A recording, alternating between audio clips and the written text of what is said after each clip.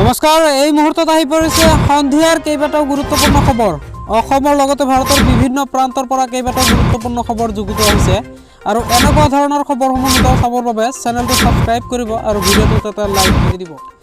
এই মুহূৰ্তত লৈ আহিছে আপোনালোকৰ মাজলৈ এটা বিগ ব্ৰেকিং নিউজ। দীপৰ বিলতো চলিব উচ্ছেদ অভিযান। সকলো তথ্য এক সপ্তাহৰ ভিতৰত দাখিল কৰিবলৈ নিৰ্দেশ দিছে পৰ্যটন মন্ত্ৰী বিমল বৰাই। 14 কোটি টকা ব্যয় সাপেক্ষে বিলখনৰ সংৰক্ষণ আৰু সৌন্দৰ্য বৰ্ধনৰ কাম কৰা হ'ব বুলি মন্তব্য কৰিছে মন্ত্ৰীগৰাকীয়ে। এইবাৰ মনোৰম দীপৰ বিলৰ সংৰক্ষণ আৰু সৌন্দৰ্য বৰ্ধন হ'বই। আগৰ চৰকাৰসমূহে কৰা ঘোষণা ফুটুকাৰ ফেনত পৰিণত হৈছিল যদিও এইবেলি 14 কোটি টকা ব্যয় সাপেক্ষে সকলো কাৰ্যকৰী ব্যৱস্থা সম্পূৰ্ণ কৰা হ'ব বুলি মন্তব্য কৰিছে মন্ত্ৰীগৰাকীয়ে। পৰ্যটন মন্ত্ৰী বিমল বৰাৰ নিৰ্দেশত ৰাজহ মন্ত্ৰী যোগেন মহানে দীপৰ বিলৰ পাৰত উপস্থিত হৈ বিভিন্ন বিভাগৰ বিষয়াৰ সৈতে মিলিত হৈ বেদখল সন্দৰ্ভত সকলো তথ্য এক সপ্তাহৰ ভিতৰত দাখিল কৰিবলৈ নিৰ্দেশ দিয়ে। উল্লেখ্য যে শীতকালীন বিধানসভা অধিৱেশনৰ মজিয়াত পশ্চিম গুৱাহাটী বিধানসভা সমষ্টিৰ বিধায়ক ৰামেন্দ্ৰ নাৰায়ণ কলিতা আৰু বকো সমষ্টিৰ বিধায়িকা নন্দিতা দাসে দীপৰ বিলৰ বেদখল সন্দৰ্ভত কৰা বিভিন্ন প্ৰশ্নৰ উত্তৰত পৰ্যটন মন্ত্ৰী বিমল বৰাই 10 দিনৰ ভিতৰত সকলো তথ্য সংগ্ৰহ কৰিবলৈ জানিবলৈ দিছিল। লগতে 14 কোটি টকা ব্যয় সাপেক্ষে বিলখনৰ সংৰক্ষণ আৰু সৌন্দৰ্য বৰ্ধনৰ কাম কৰা হ'ব বুলি মন্তব্য কৰিছিল মন্ত্ৰীগৰাকীয়ে। এই সকলো কথা কাৰ্যকৰী কৰাৰ বাবে ৰাজহ মন্ত্ৰীগৰাকীয়ে দীপৰ বিলৰ পাৰত উপস্থিত হৈ এতিয়া এয়া কাৰ্যকৰী হ'ব বুলি জানিবলৈ দিয়ে। যদিহে দীপৰ বিলৰ সংৰক্ষিত এলেকাত বেদখল হৈছে তেন্তে শীঘ্ৰেই সকলো উচ্ছেদ কৰি দিয়া হ'ব বুলি যোগেন মহানে মন্তব্য কৰে। পৰৱৰ্তী খবৰটি হৈছে গৰু সৰবৰাহত ব্যৱহাৰ কৰি থকা হৈছে ডাক বিভাগৰ ট্ৰাক। দুৰ্ঘটনাৰ পিছতে পোহৰলৈ আহিল সত্যটো। আজি পুৱাতে উজনিৰ দিশৰ পৰা অহা AS01CC 0074 নম্বৰৰ ডাক বিভাগৰ এখন কণ্টেইনাৰ ট্ৰাক কলিয়াবৰৰ বৰুৱা চুকৰ 37 নম্বৰ ঘাইপথৰ কাষৰ গছত খুন্দা মাৰি দুৰ্ঘটনাত পতিত হয়। দুৰ্ঘটনা সংঘটিত হোৱাৰ পিছতে ওলাই পৰে উৰহি গছৰ ওৰ। আশ্চৰ্যকৰভাৱে ডাক বিভাগৰ ট্ৰাকখনৰ ভিতৰত 25টা গৰু প্ৰত্যক্ষ কৰা হয়, কিন্তু ইয়াৰে কেইবাটাও পশুধন দুৰ্ঘটনাটোত মৃত্যু সাৱটি লয়। স্থানীয় লোকে জনোৱা মতে পুৱা প্ৰায় 6 মান বজাত এই দুৰ্ঘটনা সংঘটিত হয়। ডাক বিভাগৰ বাহনত গৰু সৰবৰাহৰ ঘটনাটোৱে বিভাগটোৰ কোনো লোক চোৰাং গৰু বেহাৰ লগত জড়িত থকা বুলি স্থানীয় লোকে সন্দেহ কৰিছে। কণ্টেইনাৰখনৰ ভিতৰত সজ্জা লৈ চাই এনেধৰণৰ কাম নিৰ্মাণ কৰে যেন অনুমান কৰিছে স্থানীয় ৰাইজে। পৰৱৰ্তী খবৰটি হৈছে বিধায়ক শ্বেৰমান আলীৰ বিস্ফোৰণ মন্তব্য। ৱাকফ সম্পত্তিৰ বেদখলকাৰীসকলৰ বিৰুদ্ধে ৰাজ্য চৰকাৰে ৰুজু কৰিব লাগে গোচৰ। ৰাজ্যৰ বিভিন্ন প্ৰান্তত থকা ৱাকফ বৰ্ডৰ সম্পত্তিসমূহ বেদখল কৰা লোকৰ বিৰুদ্ধে গোচৰ ৰুজু কৰা হ'ব আৰু সেইসমূহ ঠাইত উচ্ছেদ চলোৱা হ'ব বুলি মঙলবাৰে ৰাজ্য চৰকাৰৰ তৰফৰ পৰা জানিবলৈ দিয়া হয়। অসমৰ ৱাকফ বৰ্ডৰ সম্পত্তিৰ অপব্যৱহাৰ সম্পৰ্কত বিধানসভাৰ মজিয়াত হোৱা আলোচনাত সংখ্যালঘু উন্নয়ন মন্ত্ৰী চন্দ্ৰমোহন পাটোৱাৰীয়ে কয় যে চৰকাৰে জনসাধাৰণৰ উন্নয়নৰ বাবে সম্পত্তি উদ্ধাৰ কৰিবলৈ যথেষ্ট চেষ্টা কৰি আছে। তেওঁ বিৰোধী বিধায়কসকলৰ মন্তব্যৰ সৈতে সন্মত প্ৰদৰ্শন কৰি কয় যে বহুতো ৱাকফ সম্পত্তি বেদখল কৰা হৈছে আৰু বহুতো মটুৱালী অনিয়মত লিপ্ত হৈ আছে। আপুনি জানি আচৰিত হ'ব যে বহুতো মটুৱালী বৰ্তমানৰ আৰু প্ৰাক্তন বিধায়ক। মই নাম নলওঁ, কিন্তু ইয়াৰে বহুতে ৱাকফ ভূমিত ব্যৱসায়িক প্ৰতিষ্ঠান গঢ়ি তুলি আৰু চৰকাৰক একো পৰিশোধ নকৰাকৈয়ে তেওঁলোকে উপাৰ্জন উপভোগ কৰি আছে। মন্ত্ৰী পাটোৱাৰীয়ে লগতে কয় যে ৰাজ্যৰ বিভিন্ন প্ৰান্তত ৱাকফ বৰ্ডৰ অধীনত 22,430 বিঘা ভূমি আছে। উল্লেখ্য যে আজি বাঘবৰ সমষ্টিৰ বিধায়ক শ্বেৰমান আলীয়ে ৱাকফ বৰ্ডৰ সম্পত্তি বেদখল সম্পৰ্কে কেতবোৰ বিস্ফোৰক মন্তব্য দাঙি ধৰিছিল। তেওঁ কয় যে যিবোৰ মটুৱালীয়ে 2 নম্বৰী কৰিছে সি লাগিলে ডাঙৰ মৌলানাই হওক, ডাঙৰ মুছলমান পণ্ডিতেই হওক, তেওঁলোকক খেদি পঠিয়াই চৰকাৰে IS বিষয়াক নিয়োগ কৰিব লাগে। বিধায়ক আলীয়ে প্ৰাক্তন মন্ত্ৰী ৰকিবুল হুছেইনকো আক্ৰমণৰ লক্ষ্য কৰি কয় যে তেওঁ নগাঁৱত 2টা ৱাকফ সম্পত্তি কুক্ষিগত কৰি ৰাখিছে। অসমত থকা ৱাকফ সম্পত্তিসমূহ উদ্ধাৰ আৰু সেই ৱাকফ সম্পত্তিসমূহ ব্যৱসায়িক ভিত্তিত উন্নয়নৰ যোগেদি সংখ্যালঘুৰ শিক্ষা, স্বাস্থ্য আদি ক্ষেত্ৰত ব্যৱহাৰ কৰিব লাগে বুলি বিধায়ক শ্বেৰমান আলীয়ে মন্তব্য আগবঢ়াইছে। অনিমেষ ভূঞাৰ হত্যাকাণ্ড যোৰহাটৰ সদৰ থানাৰ অচিক শাস্তিমূলক বদলি। আৰক্ষীয়ে লাভ কৰিছে পৰ্যাপ্ত পৰিমাণৰ তথ্য প্ৰমাণ। ফৰেনচিক পৰীক্ষাৰ প্ৰতিবেদনসমূহ লাভ কৰাৰ পিছতে জানুৱাৰী মাহৰ প্ৰথম সপ্তাহৰ ভিতৰতে এই গোচৰ এখন শক্তিশালী চাৰ্জশ্বিটলৈ আৰক্ষীয়ে দাখিল কৰিব পাৰিব বুলি জানিবলৈ দিছে। যোৰহাটলৈ তদন্ত প্ৰক্ৰিয়াৰ বুজ ল'বলৈ অহা বিশেষ আৰক্ষী সঞ্চালক প্ৰধান GP সিঙে দেশ কপোৱা যোৰহাটৰ অনিমেষ ভূঞা হত্যাকাণ্ড গোচৰৰ তদন্তত ক্ষীপ্ৰ গতিত আগবাঢ়িছে। আৰক্ষীয়ে লাভ কৰিছে বহু তথ্য প্ৰমাণ আৰু সাক্ষী। ফৰেনচিক পৰীক্ষাৰ প্ৰতিবেদনসমূহ লাভ কৰাৰ পিছতে জানুৱাৰী মাহৰ প্ৰথম সপ্তাহৰ ভিতৰতে এই গোচৰ এখন শক্তিশালী চাৰ্জশ্বিট আৰক্ষীয়ে দাখিল কৰিব পাৰিব বুলি জানিবলৈ দিছে। যোৰহাটলৈ তদন্ত প্ৰক্ৰিয়াৰ বুজ ল'বলৈ অহা বিশেষ আৰক্ষী সঞ্চালক প্ৰধান GP সিঙে আনহাতে এই ঘটনাৰ পিছতে শাস্তিমূলক বদলি কৰা হৈছে যোৰহাট আৰক্ষী থানাৰ ভাৰপ্ৰাপ্ত বিষয়াগৰাকীক। যোৰহাটত সংঘটিত অনিমেষ হত্যাকাণ্ডৰ তদন্তৰ অগ্ৰগতিৰ বুজ ল'বলৈ মঙলবাৰে যোৰহাটত উপস্থিত হয় স্পেচিয়েল DGP GP সিঙে।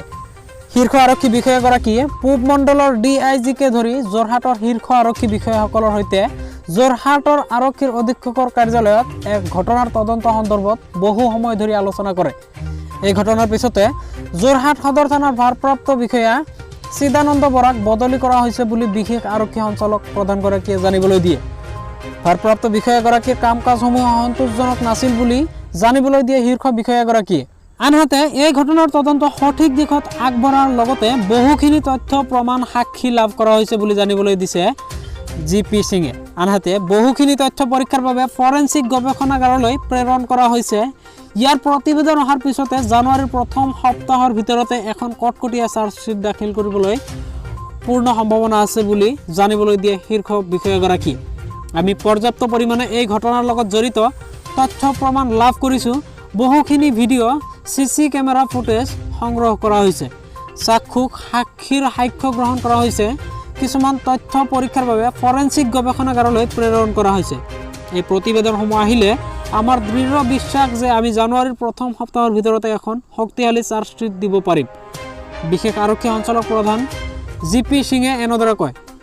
আনহাতে এতিয়াও সেই ঘটনাৰ সময়ত ঘটনাস্থলীত উপস্থিত থকা লোকসকলক আগবাঢ়ি আহি সাক্ষী প্ৰদান কৰিবলৈ আহ্বান জনায় GP সিঙে।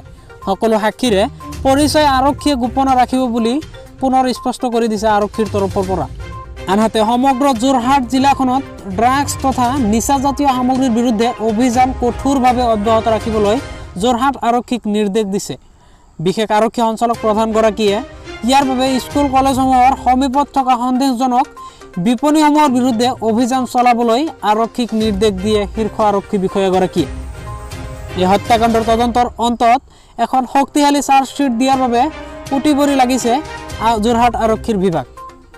আনহাতে নতুন বছৰৰ পৰা যোৰহাট আৰক্ষীক এক নতুন উদ্যমেৰে নতুন ৰূপত ৰাইজে দেখিব পাব বুলি আশা ব্যক্ত কৰিছে বিশেষ আৰক্ষী সঞ্চালক প্ৰধানগৰাকীয়ে। পৰৱৰ্তী খবৰটি হৈছে অসম অৰুণাচল প্ৰদেশৰ সীমা বিবাদ সম্পৰ্কত মঙলবাৰে নতুন দিল্লীত কেন্দ্ৰীয় গৃহমন্ত্ৰী অমিত শ্বাহৰ সৈতে দুই ৰাজ্যৰ মুখ্যমন্ত্ৰী এখন বৈঠক অনুষ্ঠিত হয়। বৈঠকৰ অন্তত সংবাদ মাধ্যমৰ আগত মুখ্যমন্ত্ৰী ডক্টৰ হিমন্ত বিশ্ব শৰ্মাই কয় যে দুই ৰাজ্যৰ সীমা সমস্যা সম্পৰ্কত আলোচনাৰ বাবে কেন্দ্ৰীয় গৃহমন্ত্ৰী অমিত শ্বাহে কালি তেওঁৰ লগতে অৰুণাচল প্ৰদেশৰ মুখ্যমন্ত্ৰী পেমা খাণ্ডুৰ সৈতে এখন বৈঠক মিলিত হয়। দুই ৰাজ্যৰ সীমা সমস্যা সমাধানৰ বাবে আয়োজিত বৈঠকখনৰ আলোচনা ইতিবাচক হৈছে। বৈঠকত অসমৰ হৈ তেওঁ বক্তব্য আগবঢ়ায়। সেইদৰে অৰুণাচল প্ৰদেশৰ হৈ পেমা খাণ্ডুৱে বক্তব্য আগবঢ়ায়। অহা জানুৱাৰী মাহত তেওঁ আৰু পেমা খাণ্ডু আকৌ এবাৰ আলোচনাত মিলিত হ'ব।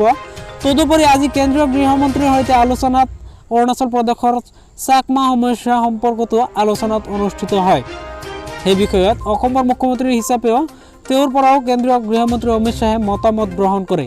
সেইদৰে আজি গুৱাহাটীলৈ মেঘালয়ৰ মুখ্যমন্ত্ৰী কনৰাড চাংমা আহিব বুলি জানিবলৈ দি মুখ্যমন্ত্ৰী ডক্টৰ হিমন্ত বিশ্ব শৰ্মাই কয় যে চুবুৰীয়া ৰাজ্য মেঘালয়ৰ সৈতে সীমা বিবাদ নিষ্পত্তিৰ বাবে যি পদক্ষেপ দুয়োখন ৰাজ্য চৰকাৰে গ্ৰহণ কৰিছে আজি চূড়ান্ত প্ৰতিবেদনক লৈ আলোচনাত মিলিত হ'ব।